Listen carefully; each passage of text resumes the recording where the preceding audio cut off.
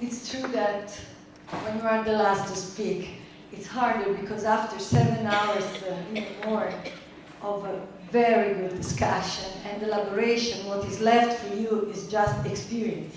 So I will try to give you some hints of what my experience has been in these years. But first and foremost, I really want to thank, from the depth of my heart, Dori, Freddy, and Kaya, and because the Jerusalem Center for Public Affairs, when I have made my aliyah, which has been immediately after I finished my term as an Italian Member of Parliament, has been a home of discussion and thought and friendship for me. And this is why I'm extremely pleased to announce also that with the very strong expertise of these people that I mentioned now, we are going to keep a continuous thinking about the relationship between Europe and Israel, and it's very important for us to announce it here. I want to thank also my ambassador, my Italian ambassador, Francesco Talò, that is sitting here, and with his presence shows the importance that one of my two countries has always been giving to the relationship between Italy and Israel, in this case. And I want to mention here a little secret that I know from a close friend to both of us, that the new Prime Minister, Matteo Renzi, said to close friends of ours that the two most important telephone calls that he had immediately after his appointment were Angela Merkel and Benjamin Netanyahu. That's a true story. It's a true story. Now, my experience.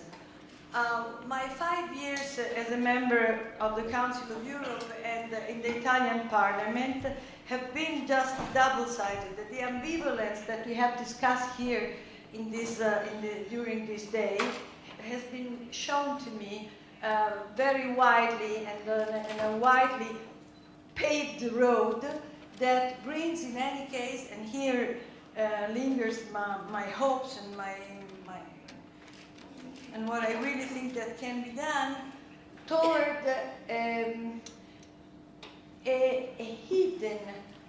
hidden love and sympathy for Israel that is not so much of the institutions and of the functionaries and of the politicians, but it's inside the sympathy of people, the admiration of people.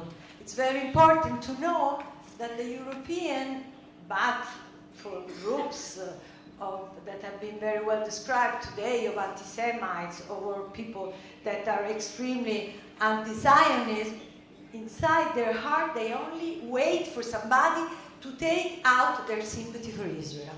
This is, and this is the work that with a small group of people, when I've been in Italy for these years of work with Sharon, that is sitting over there, we have been hardly trying to do. And I can tell you that it succeeds, and I will tell you how. Now I will try to explain what it is. I only wanted to remind to some of you that might have known this, that in the midst of an enormous number of experiences tied to the work of the Commission of Foreign Affairs and to a committee that dealt deeply and from a completely bipartisan side with the theme of anti-Semitism, we have arrived at a certain point to a great achievement, and Dori was there, that was an immense public speech marathon of people that wanted to say the truth about Israel. The thing was called For Israel for the Truth, and from Berlusconi to the chief of to the boss of the position, everybody wanted to speak there. There were plenty of friends from France, from Spain, Aznar was there, lots of people from all over the world. And I hold it in the ancient Roman temple, which by the way is just in front of the house of the ambassador. The Temple of Hadrian, so you can understand the meaning of that if you look at the Titus Arch, where Hadrian starts the fight against the Jews, and in 70 after Christ, there is the picture, the photograph, as I used to call it, of the Jews deported from their own land in 70 after the current era, as you say. Now, how did we work to get to this kind of results, which are not the only result? I want to tell you very frankly that what I've noticed since the very beginning, that there are fatal differences between the two sides. It's absolutely true that there is a common denominator, which is democracy. Democracy is the common denominator. I will always remember Bernard Lewis telling me the story of when Sadat was accompanied by his bodyguards into the Knesset, and one asked to the other, "What is this noise that we hear? People are talking and disturbing," and the other answered to him, "This is democracy." And the other one answered to, "Oh, it is a very sweet thing." Now, this is what we have in common, this very extremely sweet thing, but the European probably have a harder time understanding that it is not only a sweet thing for Israel, it's an heroic thing. Because keeping democracy in this situation, with borders as they are, I won't describe them as they are, and it's an heroic thing. You keep democracy in such a situation where it's really very, very, very hard. You keep inside your parliament people that do not deny that they would prefer the destruction of the state of Israel. So this is really something that shows a crazy law, what I would call a crazy law. And Europe doesn't succeed in understanding this, as it doesn't understand basic thing about Israel, because it's not a question of Mars and Venus, but it's absolutely true that the culture, the difference between the two are basic and fatal, and you have to work on it. When you talk to each other, it's difficult. It requires a translator. Geopolitical and historical conditions put Israel and Europe in completely different contexts. Israel stands in the context of reinforcing identity, striving for life against bordering countries and organizations that hate it and want it dead, reinforcing the sense of an historical and unique tradition. Europe, on the other side, as Robert Nisler has already mentioned in another context, can I have some water, please? Thank you so much. Bases its credo on an ideology that is basically post-national, globalist, and multicultural. Israel waves the flag of a national right of the Jewish people to its own state, and rightly, thank you so much, and rightly so, and gives value to identity and religion. Israel, therefore, and this is my strategy, will better stop striving to try to demonstrate that of convincing Europe on principle. We are far away of that. We need a translator and the vicinity on, first of all, subjects, and it's easy to find it, I will say which subject, and on common interests. And these common interests are so very many that sometimes today, in some session you had the sensation that everything is going right, and some other session you had the sensation that everything is going wrong. So we have to take the two extremes and put put them together. So let's try from to explain first of all, from the subject, the peace process. Now, the peace process is a very serious interest of Europe. Europe wants to belong, wants to participate, wants to be part of the peace process. So what I say today is that we have together to find a way that it could do that. Because if Europe thinks that it can continue being trying to be part of the peace process only, trying never to criticize the Palestinians. I don't want to say standing on the side of the Palestinians because I know that this is not the real point, but trying not to criticize the Palestinians. This is something impossible from my point of view because of the many reasons that have been exposed over here.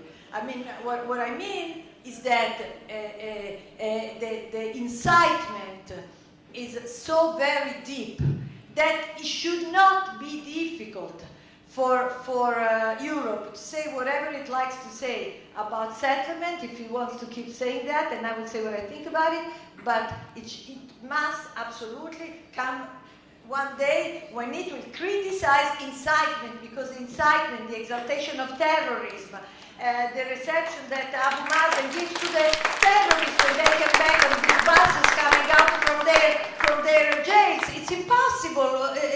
There cannot be peace if this is not overcome. And how can Europe not understand this? It's ridiculous. It's simply ridiculous. And this takes us to the theme of narrative. Europe must give a sign that it knows, that it believes, for certainly, because it has read the Bible, Tacitus, Josephus, Flavio Giuseppe, how do you call him? Flavius Josephus, and so many millions of texts that are all over in all the libraries of the world, that they know that it's true. Not only that the Jews have been here since 4,000 years, but that they have never really gone away, either with their heart and even with their presence.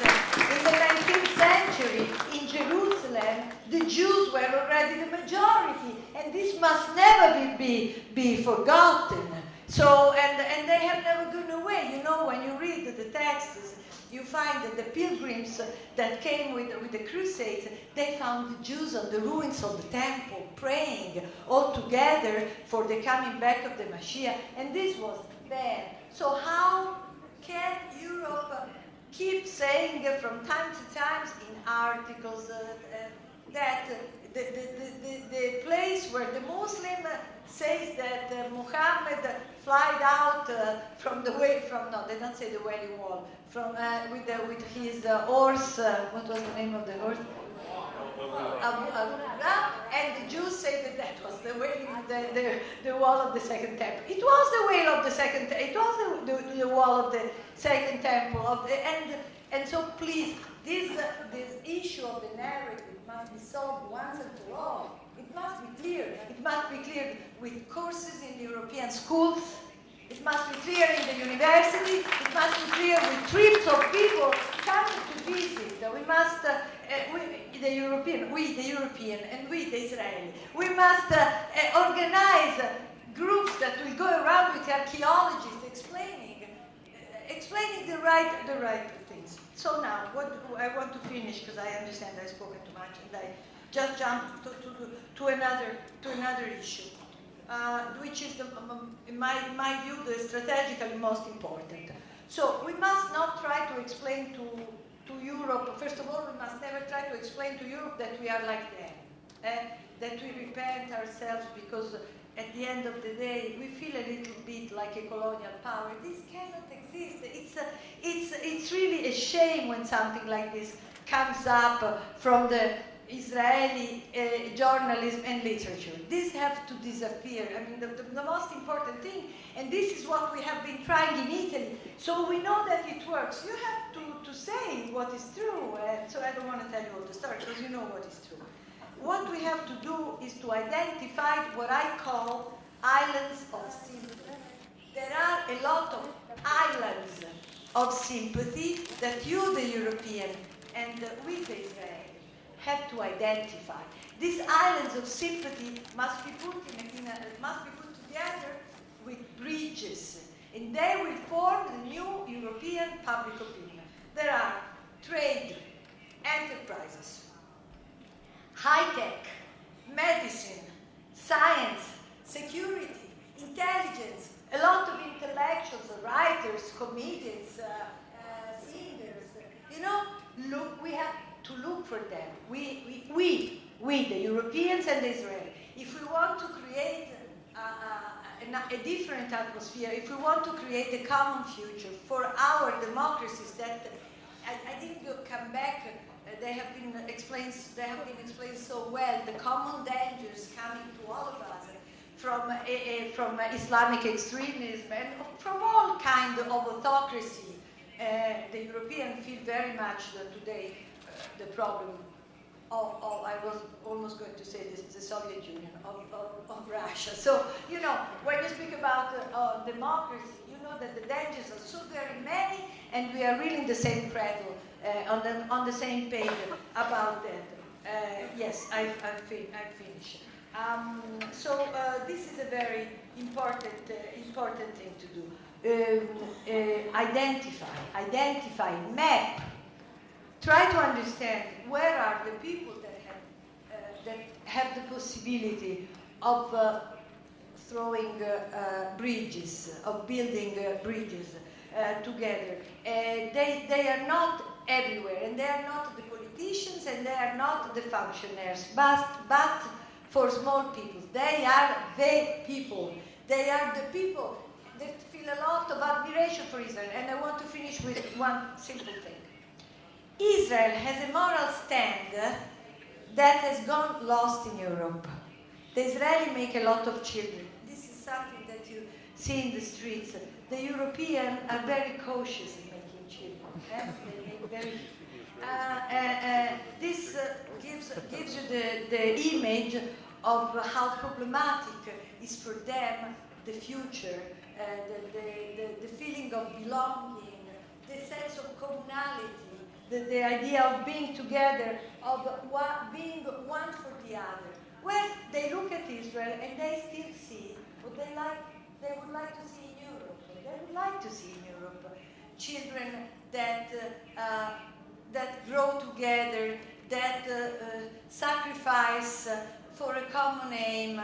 I want to finish with an image that I had when I was in the Lebanon, covering the Second Lebanon War, and I saw these young children going into Lebanon at night, and then I was at night all together marching together with these funny heads, you know, and I was looking at them, 18 and 19, and when they came back, I was asking them, how do you feel? What did you do?